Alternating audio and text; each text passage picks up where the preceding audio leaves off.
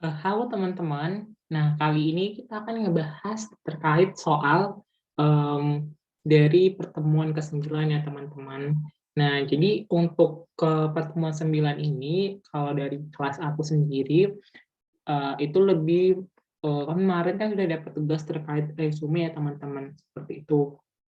Nah, jadi kalau dari tugas aku kemarin dari kelas aku, kami diminta sama dosen kami itu untuk kayak membuat pertimbangan gitu kan. Nah, misalnya kan kalau pemerintah itu ingin memberikan, mandat kepada BUMN itu kan dia nggak serta-merta langsung milih gitu aja gitu kan. Nah, mereka pasti memilih kondisi BUMN-nya seperti itu. Jadi misalnya ada apa namanya, pemerintah lagi pengen bikin sebuah proyek misalnya seperti itu.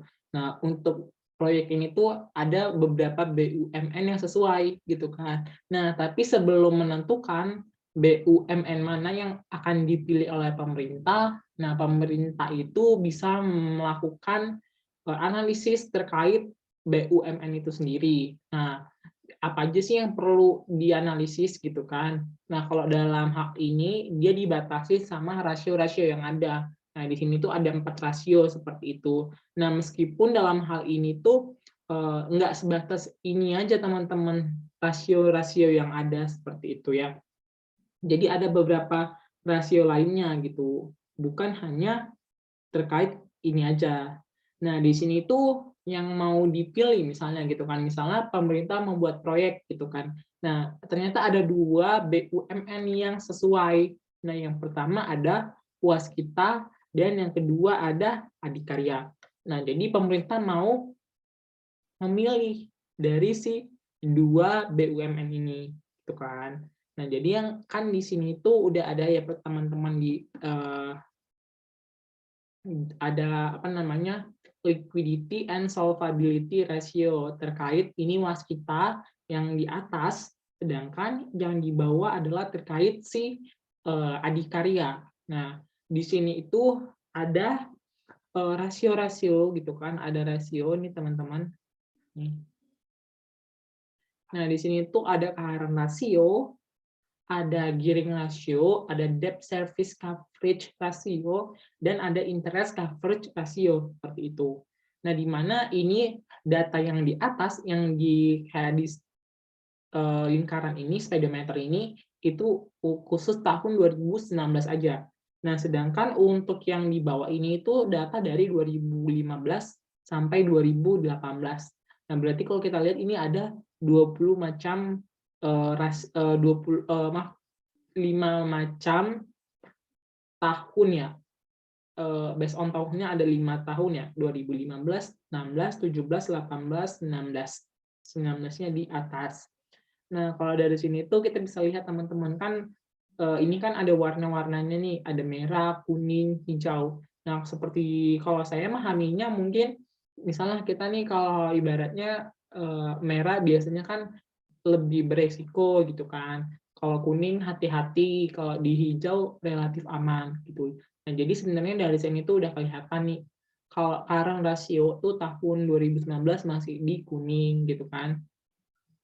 Sedangkan di gearing ratio untuk di waskita tahun 2019 kuning, sedangkan di apa namanya, di adikarya tuh hijau. Debt service-nya di sini tuh pas ya, apa ya, di antara kuning dan merah, karena di sini hasilnya satu, sedangkan kalau di debt service coverage ratio yang adikarya itu hijau, sedangkan interest coverage di sini masih kuning, dan di Adi juga kuning. Nah, jadi kalau ini soal dari kelompok kami, apa, pembahasan dari kelompok kami, dari yang diajarkan kemarin sama dosen. Nah, jadi di sini itu kita buat dulu ini ya teman-teman, apa namanya, kalau kami tuh kami bikin ke data-data yang ada gitu kan, kami buat ke bentuk ini, seperti ini. Jadi lebih memudahkan kita dalam melihat data-data yang ada, seperti itu. Nah, di sini tuh ada data dari 2015 sampai tahun 2019, gitu kan. Oke, sebentar. ini juga biar lebih rapi ya. Oke.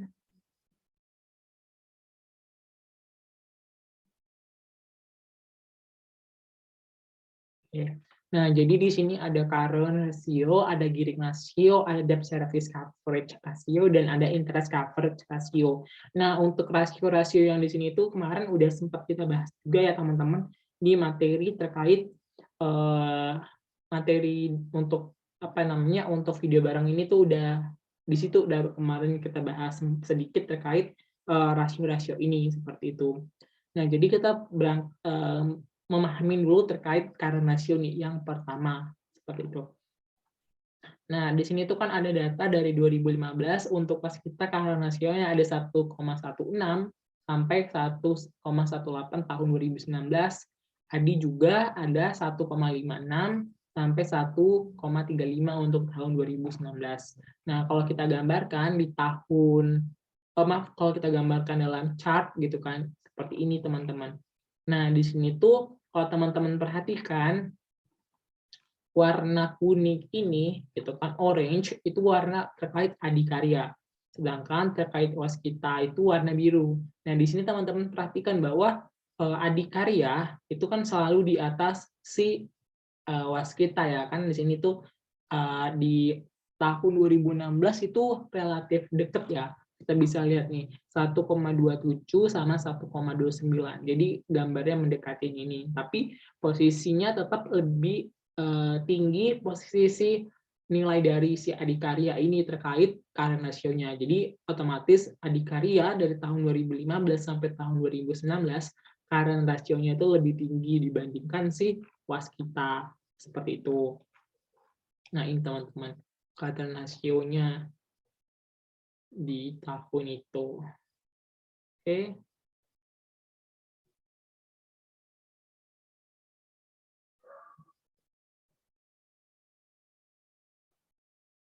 Nah, jadi kalau kita pahamin kan kalau current ratio itu kan lebih menjelaskan keterkaitan untuk apa ya, likuiditas. Jadi kan likuiditas kenapa? Karena kan rumus dari current ratio itu tuh current asset dibagi current liabilities. Jadi kita mau mengukur misalnya berapa banyak sih misalnya utang kita gitu, atau berapa banyak sih aset kita seandainya nanti utang kita itu tuh jatuh tempo segitu. Nah, jadi di sini kalau current ratio itu adalah rasio likuiditas, di mana dia mengukur atau mengevaluasi kemampuan perusahaan untuk membayar kewajiban jangka pendeknya. Nah, jadi kan kalau misalnya utang kita banyak, tapi aset kita sedikit, gitu kan. Nah, berarti kan tingkat likuiditas kita itu rendah. Jadi apa namanya perusahaan itu tuh bisa saja dia nggak mampu bayar utang-utangnya ini, gitu. Makanya bisa kita kategorikan likuiditasnya rendah, gitu kan.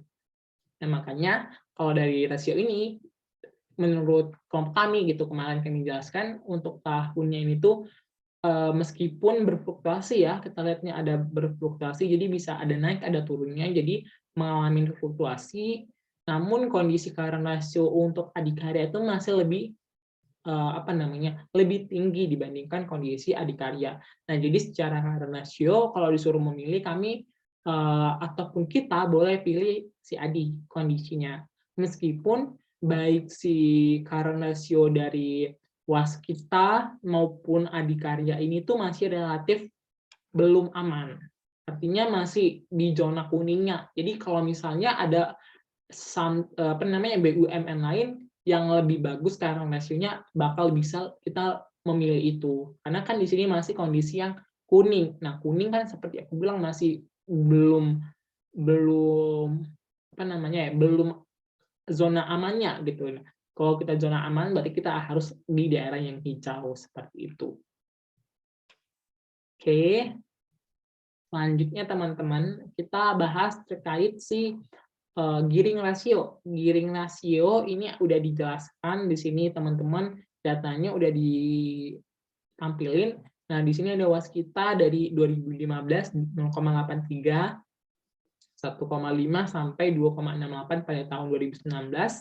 Dan untuk ADI ada 0,56, 0,76 sampai 1,64 di tahun 2019. Nah, jadi kalau kita lihat dari grafiknya gitu kan, Di sini ternyata posisi Adi Waskita itu grafiknya lebih tinggi, ataupun selalu dia nilai rasionya lebih tinggi di setiap tahunnya dibandingkan dengan nilai adikarya. Nah, tapi kalau terkait giring rasio, apakah lebih bagus ketika tinggi atau rendah nih? Nah, seperti itu yang perlu kita pahami dalam hal ini. Nah, jadi kalau kita lihat nih, kalau giring rasio itu adalah terkait batasan yang ditetapkan untuk mengukur penjamin dan penjaminan ulang dalam melakukan kegiatan penjaminan dan penjaminan ulang. Nah, jadi ini lebih relatif kayak mengukur tingkat apa ya namanya perusahaan BUMN itu tuh dananya itu ataupun sumbernya itu tuh lebih dominan mana gitu kan, lebih dominan terkait utang atau terkait ekuitas. Nah, makanya ada beberapa pengertian terkait giring rasio ini, gitu kan. Nah, yang pertama itu katanya, karena di sini itu ada beberapa rasio ya, makanya ada yang bilang katanya ini ada sekelompok rasio yang membandingkan utang dengan metrik keuangan lainnya, seperti terkait asetnya, baru terkait ekuitasnya. Jadi kita ngebandingkan antara utang dan ekuitas serta utang dengan aset seperti itu. Nah, jadi ini dia mau menjelaskan gitu, menjelaskan kepada kita gitu kan melalui rasio ini tuh untuk bagaimana sih sumber pendanaan operasi perusahaan ataupun BUMN ini tentang mampu nggak sih nanti dia itu mengcover utang-utangnya gitu. Karena kan kalau utang ini itu lebih beresiko ya, lebih beresiko dibandingkan saham kalau menurut aku gitu. Karena kan kalau sifatnya utang ini tuh kalau kemarin di pertemuan sebelumnya materi tes tuh ada kayak bilang utang itu lebih bersifat mengikat gitu ataupun bisa kayak lebih memimpin dibandingkan kalau kita dari dananya dari ekuitas gitu. Nah, jadi kan kalau kita lihat nih berarti kan kalau total debt dibagi total equity. Nah, kalau misalnya hasilnya itu tinggi, misalnya kan misalnya ada ini kayak gini. Tahun 2015 ini kan waskita 0,83 dan Adi 0,56. Nah, berarti si waskita ini tuh utangnya atau debt-nya itu relatif lebih dominan ketimbang yang lain gitu kan. Bentar.